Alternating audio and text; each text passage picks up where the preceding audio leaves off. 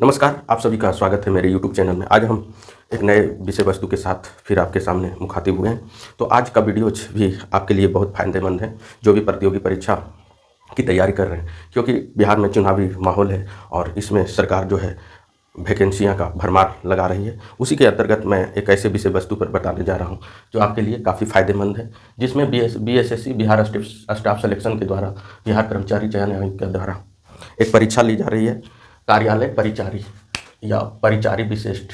ये एक तरह का पियून का पद है, चपरासी का पद है, 4th क्लास स्टाफ का पद है और इंग्लिश में इसे ऑफिस अटेंडेंट बोला जाता है।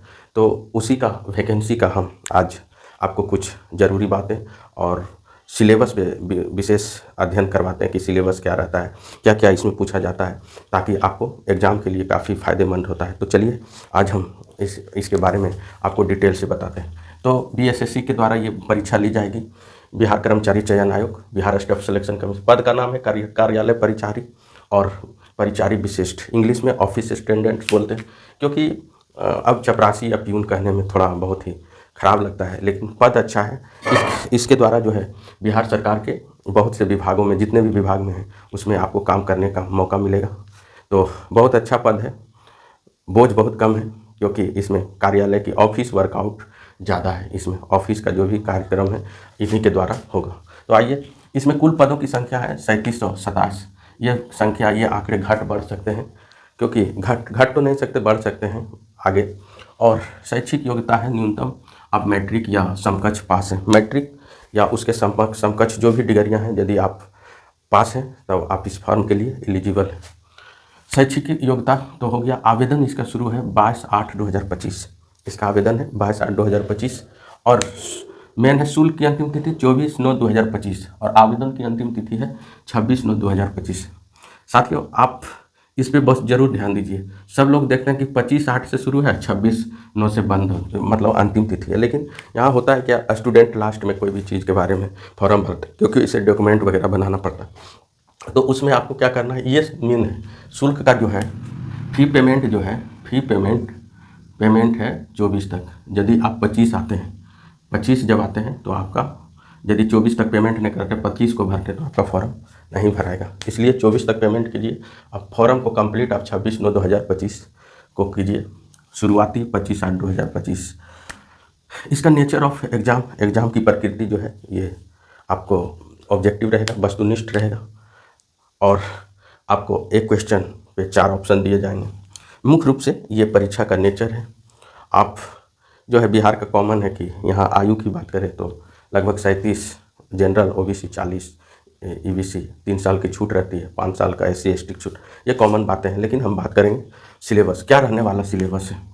टोटल आपका एग्ज़ाम 100 नंबर का होगा, 100 मार्क का, जिसमें 3 पेपर रहेंगे, अंक गणित, समान अंक गणित, समान ज्ञान और समान हिंदी। यही 3 पेपर से आपका सवाल पूछेगा। अंक गणित अरिथमेटिक्स जिसको कहते हैं, यहाँ से 30 मार्क्स रहेगा।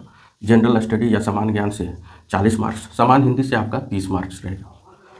30 मार्क्स रहेगा तो आप जोड़ लीजिए, 30, 40, 30, 70, 30, 100, 100 मार्क, 100 क्वेश्चन। 100 मार्क्स कुछ ज़्यादा रहता है, 4 का होगा, लेकिन इसमें जो है 100 क्वेश्चन टोटल रहेंगे। टोटल क्वेश्चन रहेंगे 100। तो अब 100 रहेंगे तो इसका सिलेबस क्या है, वेटेज ज़्यादा है हिंदी, समान ज्ञान का, जनरल स्टडी और मैथ का। ये दोनों स्कोरिंग, ये मैथ तो स्कोरिंग सब्जेक्ट है, आप ये दोनों पे ध्यान दीजिए और ये पर, तो आप इसमें सफलता आसानी से पा सकते हैं। क्योंकि क्वेश्चन जो है, आपको फॉर्म तो बहुत अधिक संख्या में गिरेगी, क्योंकि इसका एलिजिबिलिटी जो है मैट्रिक पास है। आइए सिलेबस देखते हैं पहले मैथ का। मैथ में आपको LCM HCF लघुत्तम और महत्तम से क्वेश्चन रहेगा। उसके बाद रियल नंबर से क्वेश्चन रहेगा, वास्तविक संख्या से। ये सभी नंबर सिस्टम में आएंगे। रेशनल नंबर से परिमेय संख्या, इरेशनल नंबर और परिमेय संख्या से सवाल आएंगे। उसके बाद इंटीजर पूर्णांक संख्या से आएंगे। आप जब नंबर सिस्टम पढ़ेंगे उसमें ये सभी चैप्टर आपका कवर हो जाएगा। स्क्वायर से रहेगा और क्यूब से, जिसे वर्ग वर्गमूल और घनमूल कहेगा। परसेंटेज से प्रतिशतता एवं प्रॉफिट एंड लॉस, ये भी बहुत ही ज़रूरी है, यहाँ से भी सवाल पूछे जाएंगे। उसके बाद डिस्काउंट एवं बैट। डिस्काउंट मीन्स बट्टा हो गया एंड बैट हो गया, आपको टैक्स से पूछेगा, वैल्यू एडेड टैक्स। उसके बाद SI CI मतलब साधारण ब्याज और चक्रवृद्धि ब्याज से सवाल रहेंगे। और फिर time and distance and time and work से सवाल आपको पूछे जाएंगे। काफ़ी आसान सिलेबस है, आप इसमें कम समय में भी ज़्यादा मेहनत करके मार्क्स को आप गेन कर सकते हैं। चलिए अगला जो है समान ज्ञान। समान ज्ञान का वेटेज मार्क्स भी ज़्यादा है, नंबर ऑफ क्वेश्चन भी ज़्यादा रहेगा। तो संसाधन एवं उसके प्रकार। संसाधन, भारत में क्या संसाधन है, क्योंकि ऐसा कहा जाता है कि किसी भी देश का विकसित होने का राज वो अधिक से अधिक संसाधन का उपयोग करा जाता है। तो उसमें बहुत से संसाधन हैं, जिसमें वन्य जीव आपसे पूछा जाएगा, अभ्यारण्य के बारे में, बिहार में किस प्रकार का वन है इसके बारे में। फिर जल संसाधन, जल संसाधन में कितने कौन कौन से बिहार में परियोजना है, गंडक परियोजना है और वाल्मीकि नगर कोसी बैराज, बहुत से परियोजना पे भी क्वेश्चन रहेगा। कृषि यहाँ का अति उत्तम साधन है जीने का, कृषि से भी सवाल पूछा जाएगा, कृषि से फसल के प्रकार भी पूछ सकते हैं। उसके बाद खनिज एवं ऊर्जा, बिहार में कौन कौन से खनिज है, अभी वर्तमान में किस जगह खनिज नया मिनरल्स ब्लॉक मिले हैं, इससे सवाल पूछेंगे। खनिज ऊर्जा, ऊर्जा के लिए यहाँ क्या सरकार के प्रोजेक्ट हैं, ये सभी सारे सवाल पूछे। विनिर्माण उद्योग, राष्ट्रीय अर्थव्यवस्था से भी पूछा जाएगा, मतलब इंडिया स्तर पे इकोनॉमिक्स के। फिर मैप, मानचित्र का भी ज्ञान आपसे पूछा जाएगा। पॉलिटी सेगमेंट में, पॉलिटी नहीं, ये आप 11, 12, 9, 10 के इतिहास में ये टॉपिक जानते होंगे। संधिवाद से क्वेश्चन, भारत का संघीय व्यवस्था, किस प्रकार की व्यवस्थाएं हैं, लोकतंत्र है, केंद्र और राज्य संबंध आपको पूछा जाएगा। सरकारी आयोग के बारे में, भारत की भाषा पूछी जाएगी, भारत में कौन सी भाषा है। लोकतंत्र एवं विविधता, भारत में सामाजिक धार्मिक विविधता, राजनीतिक दल के बारे में आपसे पूछा जाएगा कि अभी जो वर्तमान में बिहार में कौन से राजनीतिक दल एक्टिव है। मान लीजिए जन स्वराज के बारे में, उसके संस्थापक सदस्य के बारे में भी पूछ सकता है। उसके बाद फिर मुद्रा से पूछेगा कि मुद्रा का कितने प्रकार हैं। वैश्वीकरण से पूछेगा, ग्लोबलाइजेशन, भारतीय अर्थव्यवस्था से पूछा जाएगा।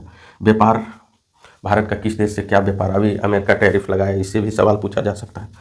भूमंडलीकरण, अर्थव्यवस्था, आजीविका का साधन भी पूछा से भी सवाल, अर्थव्यवस्था में क्या रोजगार के साधन हैं, इससे भी सवाल पूछा जा सकता है। भारत के इतिहास एवं संस्कृति, इतिहास में प्राचीन भारत, मध्यकालीन भारत और आधुनिक भारत के इतिहास से भी क्वेश्चन रहे जा सकते हैं। और फिर स्वतंत्रता आंदोलन से पूछे जाएगा क्वेश्चन, ये काफ़ी इंपॉर्टेंट भाग है। फिर पंचायती राज से पूछा जाएगा, राष्ट्रीय आंदोलन में बिहार का क्या योगदान रहा, कौन से नेता बिहार के लिए, जैसे 1857 के विद्रोह से भी क्वेश्चन रहेंगे। और राष्ट्रीय आंदोलन में आप डॉक्टर राजेंद्र प्रसाद और महात्मा गांधी का, जैसे चंपारण सत्याग्रह में कौन बुलाए, राजकुमार शुक्ल, तिनकठिया प्रणाली क्या है, ये सभी से भी क्वेश्चन पूछे जा सकते हैं राष्ट्रीय आंदोलन। उसके बाद भारत का राष्ट्रवाद से पूछे जाएगा, कम्युनलिज्म और समाजवाद और साम्यवाद से भी क्वेश्चन पूछे जाएंगे। ये क्लास 10th पर आधारित ये आपको मिल जाएगा। फिर साइंस सेक्शन में फिजिक्स, केमिस्ट्री और बायो और इन्वायरमेंट, इकोलॉजी से आपको सवाल पूछे जाएंगे। तो आप लोग इस पे विशेष ध्यान देंगे, साइंस पे भी।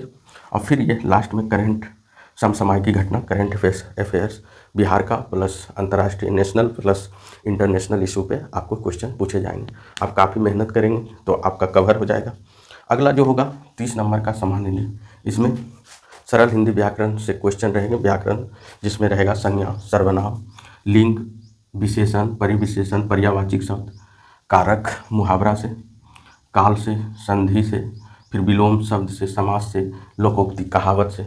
अंधे कहावत होगा कि अदगल गगरी छलकत जाए, कुछ जो लोकोक्ति होगा उससे आपको क्वेश्चन पूछा जाएगा। अनेक शब्दों के बदले एक शब्द पूछा जाएगा। उसके बाद शब्द शुद्धि, वर्ड का शुद्धि पूछा जाए, वाक्य शुद्धि, वाक्य में क्या गलती है, इससे सवाल पूछा जाएगा। तत्सम, तत्भाव शब्द, मतलब रचना की दृष्टि से जो शब्द के भेद है, तत्सम, तत्भाव। और उपसर्ग से सवाल रहेगा, मुहावरा से रहेगा और प्रत्यय से सवाल आपको पूछा जाएगा।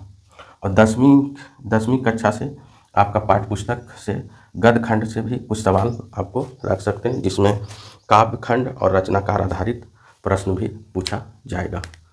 तो साथियों, ये आपका सिलेबस रहेगा। आप चाहें तो इसको स्क्रीनशॉट भी ले सकते हैं, क्योंकि आपके लिए बेनिफिट होगा। क्योंकि आप सिलेबस के अकॉर्डिंग यदि तैयारी करते हैं तो आपको काफ़ी बेहतर होगा। और ये सिलेबस को माइंड में रख के आप यदि तैयारी करेंगे तो 100% गारंटी, 110% है सफलता।